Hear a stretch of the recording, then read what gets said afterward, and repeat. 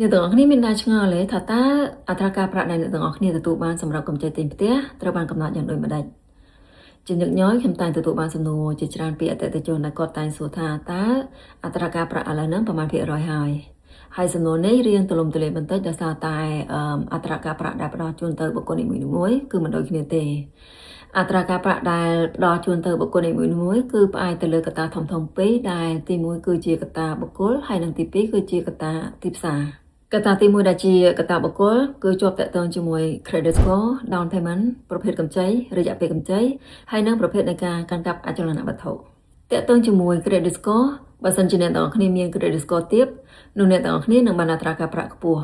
ក៏ប៉ុន្តែបើសិនជាអ្នកទាំងអស់គ្នាមាន credit score ខ្ពស់នោះអ្នកទាំងអស់គ្នានឹងបានអត្រាការប្រាក់ទាបចំណែកឯ down payment បើសិនជាអ្នកទាំងអស់គ្នាដាក់ down payment ទាបនោះអ្នកទាំងអស់គ្នានឹងបានអត្រាការប្រាក់ខ្ពស់ក៏ប៉ុន្តែបើសិនជាអ្នកទាំងអស់គ្នាដាក់ down payment ច្រើននោះអ្នកទាំងអស់គ្នានឹងបានអត្រាការប្រាក់ទាបប្រភេទនៃប្រាក់កម្ចីក៏ធ្វើឲ្យអត្រាការប្រាក់ខុសគ្នាផងដែរ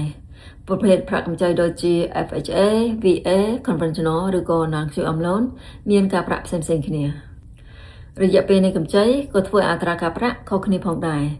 ឧទាហរណ៍កម្ចីដែលមានរយៈពេល15ឆ្នាំគឺមានអត្រាការប្រាក់ទាបជាងកម្ចីដែលមានរយៈពេល30ឆ្នាំទាក់ទងជាមួយប្រភេទនៃការកាន់កាប់អចលនវត្ថុ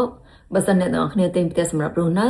នោះការប្រាក់អ្នកទាំងអស់គ្នានឹងថោកជាងទិញផ្ទះសម្រាប់ដាក់ជួលឬក៏ទិញផ្ទះវិនិយោគចំណែកកត្តាទី2ដែលជាកត្តាទីផ្សារគឺពឹងផ្អែកទៅលើអតិផរណាទីផ្សារមូលបត្របំណុលហើយនិងធនាគារកណ្ដាលអាមេរិកអញ្ចឹងបើសិនជាអ្នកទាំងអស់គ្នាចង់ប្រៀបធៀបអត្រាការប្រាក់អ្នកទាំងអស់គ្នាត្រូវប្រកាសថាអ្នកទាំងអស់គ្នាប្រៀបធៀបជាមួយអត្រាការប្រាក់ដែលស្ថិតនៅក្នុងថ្ងៃដូចគ្នាពីព្រោះអត្រាការប្រាក់ផ្លាស់ប្ដូររាល់ថ្ងៃទៅតាមទីផ្សារបើសិនអ្នកទាំងអស់គ្នាចង់បានកម្ចីទិញផ្ទះឬក៏មានចម្ងល់ផ្សេងៗទាក់ទងជាមួយកម្ចីទិញផ្ទះនៅអាមេរិកអ្នកទាំងអស់គ្នាអាចពិភាក្សាជាមួយខ្ញុំផ្ទាល់ដោយឥតគិតថ្លៃតាមរយៈទូរស័ព្ទនៅខាងក្រោមឬក៏តាមរយៈ Facebook Messenger ក៏បាន